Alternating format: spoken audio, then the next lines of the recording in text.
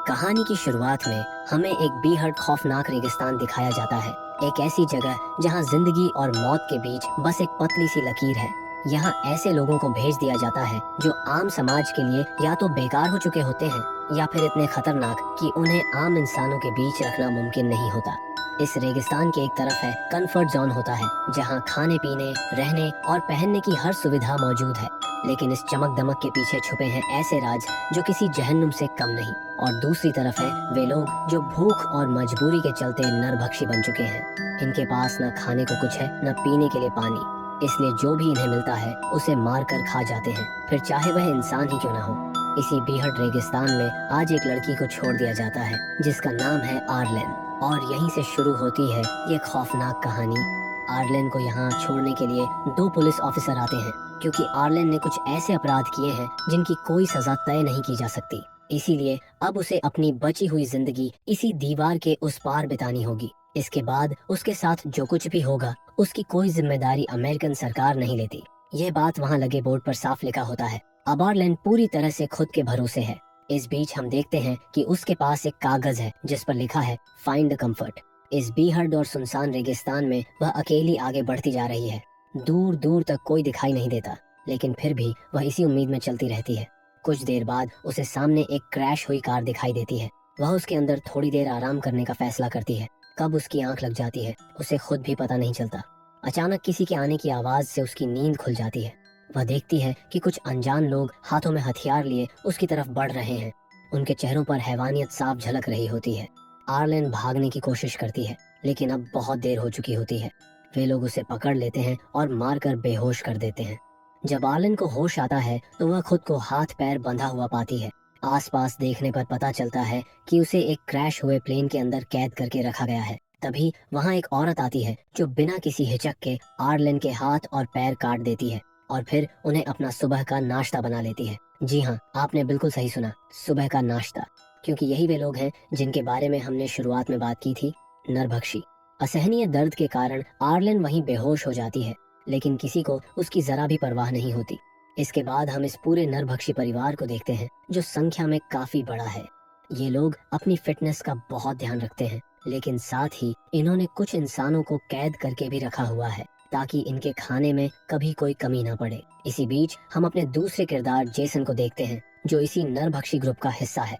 Jason का एक छोटा सा परिवार भी है जिसके साथ आगे चलकर बहुत कुछ गलत होने वाला है। अब कहानी का रुख जाती है कंफर्ट जोन की ओर। यहाँ की जिंदगी बिल्कुल उल्टी है। यहाँ हर तरह की सुविधाएं मौजूद हैं, खाने के लिए भरपूर खाना, पीने के लिए साफ पानी, कुल मिलाकर यहाँ किसी चीज की कमी नहीं है। इधर आर्लेन नोटिस करती है कि उसे एक काल कोठरी जैसी जगह में बंद करके रखा गया है, जो शायद इन लोगों का स्टोर रूम है। तभी उसे ऊपर से किसी की दिल दहला देने वाली चीख सुनाई देती है। उस आवाज को सुनकर वह डर के मारे अपने पूरे शरीर पर अपना ही वेस्ट लपेट लेती है। अगले दिन वही लेडी उसे लेने के लिए आती है। आर्लेन के शरीर पर लगी गंदगी देखकर वह घिन से भर जाती है और तुरंत पीछे हट जाती है। लेकिन खाना तो इन्हें खाना ही है, इसीलिए वह पानी लेने चली जाती है। इसी दौरान आर्लेन वहाँ पड़ी एक लोहे की रॉड चुपचाप अपने पास छुपा लेती है। जैसे ही वह लेडी वापस आती है, आर्लेन उस पर जोरदार हमला करती है और उसे जान से मार देती है। उसे ऐसा करते हुए पास ही बंद एक कैदी देख लेता है, लेकिन वह कुछ बोल नहीं पाता क्योंकि इन लोगों ने उसकी जुबान उसी सुबह नाश्ते में खा ली होती है।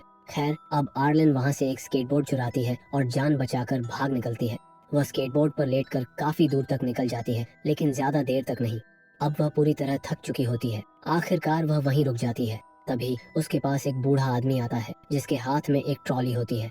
वह आर्लेन को ट्रॉली पर लात मारकर बैठाता है और उसे खींचते हुए कंफर्ट जोन के गेट तक ले आता है। दरअसल वह आदमी बहुत बूढ़ा है, इसीलिए अभी तक आजाद घूम रहा है। अगर वह जवान होता तो अब तक किसी की प्लेट में होता। जब कंफर्ट जोन के लोग आर्लेन को इस हालत में देखते हैं तो तुरंत समझ जाते हैं कि यह काम नरभक्षियों का ही है। वे उसे अंदर ले जाते हैं, उसकी मरहम पट्टी करते हैं और रहने के लिए उसे एक घर भी देते हैं। आर्लेन अगले 5 महीने वहीं रहती है। अब हम उसे पहले से काफी बेहतर हालत में देखते हैं। उसे एक प्लास्टिक की टांग भी मिल चुकी होती है और अब वह यहाँ सुकून की जिंदगी जी रही होती है। दूसरी ओर हम फिर से जेसन के पास लौटते हैं। वह अपनी बेटी केट का एक स्केच बना रहा होता है क्योंकि वह एक अच्छा पेंटर है। तभी उसकी पत्नी आकर बताती है कि घर में खाना खत्म हो चुका है। जेसन अपनी पेंटिंग छोड़ता है और पास ही बंद एक लड़की के पास जाता है जिसे उसने बांध रखा होता है, क्योंकि आज वही लड़की उसके परिवार का खाना बनने वाली होती है। हालांकि वह लड़की उसके सामने हाथ पैर जोड़ती रहती है, लेकिन जेसन के दिल में जरा भी रहम नहीं होता। वह एक ही झटके में उसका सिर धड़ से अलग कर देता है और फिर उसके शरीर के छोटे छोटे टुकड़े कर देता है। दूसरी ओर एक सुबह हम आर्लेन को देखते हैं। वह अंदर से पूरी तरह टूट चुकी होती है। जब जब वह आईने में खुद को देखती है, उसे अपनी कोई ना कोई कमी साफ नजर आती है। उसके कटे हुए हाथ और पैर उसे हर पल उस दर्द की याद दिलाते रहते हैं। अब वह किसी भी हाल में उन नरभक्षियों से बदला लेना चाहती है।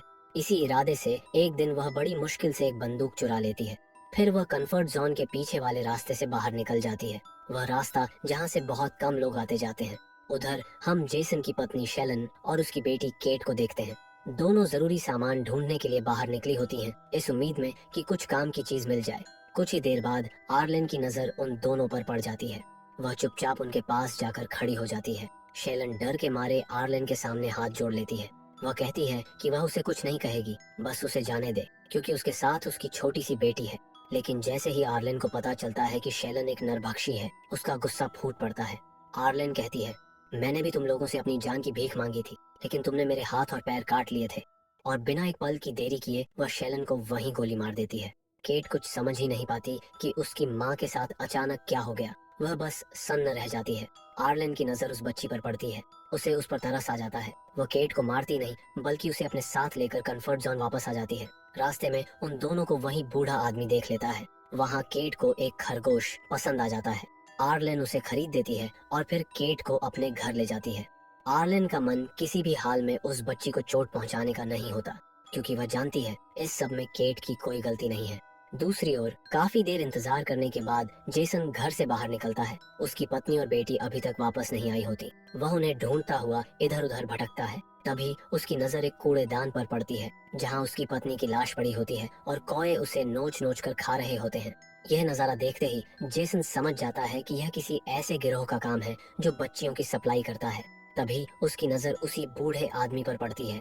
जेसन उसके पास जाता है, अपनी बेटी केट की तस्वीर दिखाता है और पूछता है कि क्या उसने उसे देखा है। बूढ़ा आदमी जवाब देता है, हाँ, लेकिन एक शर्त पर। जेसन पूछता है, क्या शर्त? बूढ़ा आदमी कहता है, तुम्हें भी मेरे जैसा ही एक स्केच बनाना होगा, तभी मैं बताऊंगा कि तुम्हारी बेटी कहाँ है।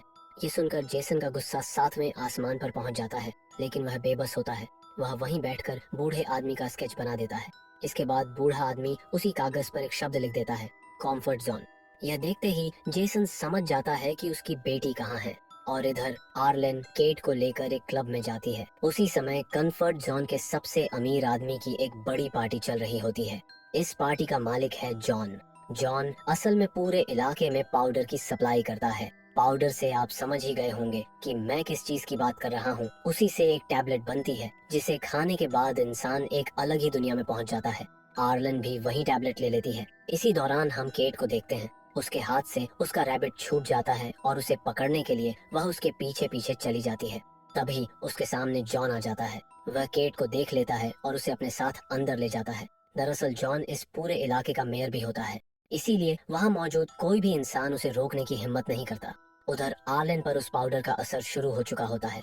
उसके आसपास की दुनिया उसे बेहद खूबसूरत लगने लगती है, लेकिन फिर भी वह केट को ढूंढती रहती है। होश पूरी तरह से खो चुकी आर्लेन उसे ढूंढते ढूंढते पार्टी से बाहर निकल जाती है। चलते चलते वह इतनी दूर निकल जाती है कि उसे खुद भी एहसास नहीं होता। उसे यह तक पता नहीं चलता कि उसके बिल्कुल पास जेसन खड़ा है। जब अगली सुबह उसकी आंख खुलती है तो वह देखती है कि उसके सामने जेसन खड़ा है।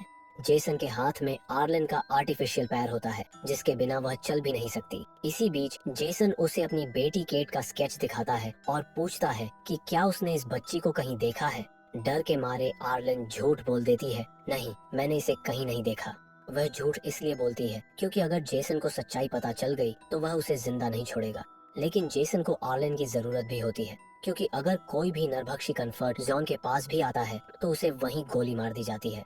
इसीलिए जेसन आर्लेन के सामने एक डील रखता है। वह कहता है, मैं तुम्हें सही सलामत कंफर्ट जोन के अंदर छोड़ दूंगा और तुम्हें कोई नुकसान नहीं पहुंचाऊंगा, लेकिन बदले में तुम मुझे अंदर से मेरी बेटी को ढूंढ कर ला कर दोगी। वह उसे साफ चेतावनी भी देता है, अगर तुमने जरा सी भी चालाकी की तो मैं तुम्हें दुनिया के किसी भी कोने से ढूंढ लाऊंगा और फिर तुम्हें छोटे छोटे टुकड़ों में काट कर खा जाऊंगा।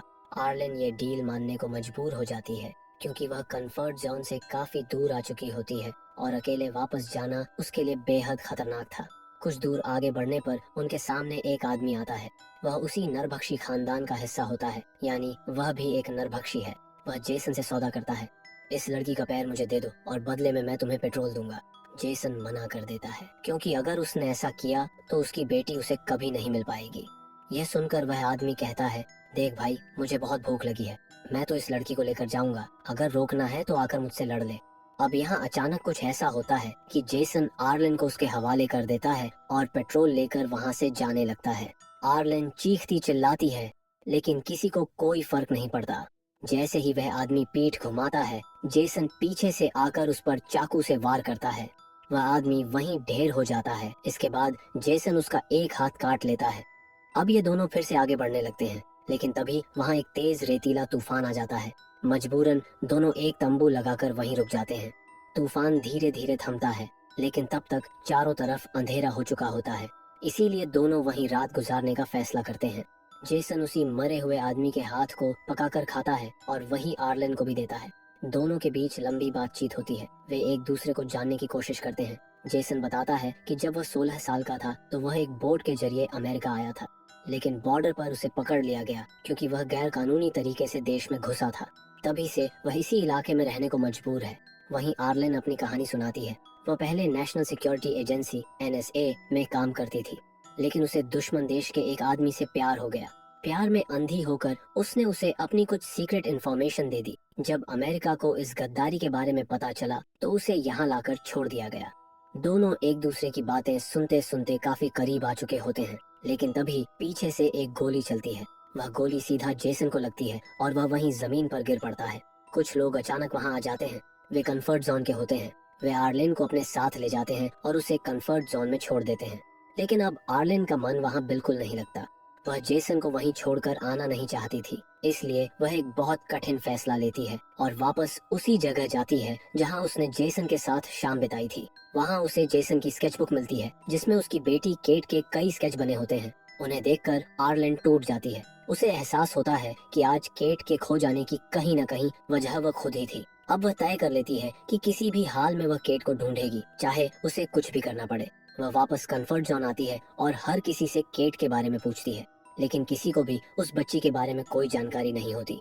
इधर वही बूढ़ा आदमी दूर आसमान में उड़ते हुए कुछ कौमों को देखता है। उसे शक होता है कि शायद वहाँ कोई जानवर मरा पड़ा है। वह दौड़ते हुए वहाँ पहुँचता है, लेकिन वहाँ उसे जेसन बेहोशी की हालत में पड़ा मिलता है। वह जेसन को बचाने के लिए एक कौवा पकड़ता है और उसे खिला देता है ताकि उसके शरीर में थोड़ी सी जान लौट आए। उधर आर्लिन उदास होकर अकेली बैठी होती है। उसे समझ नहीं आ रहा होता कि अब आगे क्या करे। तभी उसकी नजर जॉन के पैलेस पर पड़ती है। वहाँ से कुछ औरतें बाहर निकलती हैं और उन्हीं में से एक औरत के साथ केट भी होती है।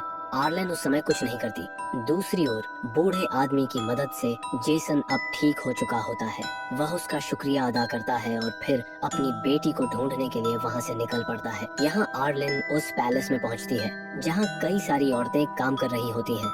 वे सभी उस पाउडर को छोटे छोटे पैकेट्स में भर रही होती हैं। ये सब देखकर आर्लिन उनसे गुजारिश करती है कि उसे भी यहाँ काम पर रख लिया जाए। यही हमें पता चलता है कि जॉन ने केट को अडॉप्ट कर लिया होता है क्योंकि उसकी अपनी कोई औलाद नहीं होती। इसी वजह से वह आर्लिन को भी काम पर रख लेता है। इसके बाद एक लेडी आर्लिन को एक कमरे में ले जाती है ताकि उसे अच्छे कपड़े पहनाए जा सके। वॉशरूम जाने का बहाना बनाकर आर्लिन अंदर जाती है और अपने नकली पैर के अंदर छुपाई हुई बंदूक निकाल लेती है। फिर वह उसी लेडी को बंदी बना लेती है और उसे अपने साथ जॉन के पास ले जाती है। आर्लिन जॉन से कहती है, अगर तुमने उस बच्ची को अभी नहीं छोड़ा तो मैं इसे मार दूंगी और इसके पेट में पल रहे बच्चे को भी। ये सुनते ही जॉन डर जाता है। वह बिना एक पल गंवाए केट को छोड़ देता है। केट को लेकर आर्लिन कंफर्ट जोन से बाहर निकल आती है। उसी समय सामने से आते हुए जेसन उन्हें देख लेता है। अपनी बेटी को जिंदा देखकर जेसन की खुशी का ठिकाना नहीं रहता, लेकिन तभी आर्लिन उससे गुजारिश करती है कि वह उसे भी अपने साथ ले चले। ये सुनते ही जेसन भड़क जाता है। वह कहता है, हम लोग नरभक्षी हैं, तुम किसी भी वक्त किसी का शिकार बन सकती हो। लेकिन आर्लिन मना कर देती है। वह कहती है कि वह जेसन को पसंद करने लगी है, वह बस उसके साथ रहना चाहती है। इसी बीच केट अपने पिता से कहती है कि उसे बहुत भूख लगी है। मजबूरी में वह केट के उसी खरगोश को पका देता है और उसे खिला देता है। ये देखकर आर्लिन की आंखों से आंसू बहने लगते हैं, लेकिन दोस्तों यही इस दुनिया की हकीकत है। अब जेसन ने आर्लिन को भी एक्सेप्ट कर लिया होता है, यानी अब ये तीनों एक परिवार बन चुके होते हैं। लेकिन कब तक, ये उन्हें खुद भी नहीं पता, क्योंकि यहाँ कब कौन किसका खाना बन जाए कोई नहीं जानता। और इसी के साथ ये कहानी यहीं खत्म हो जाती है।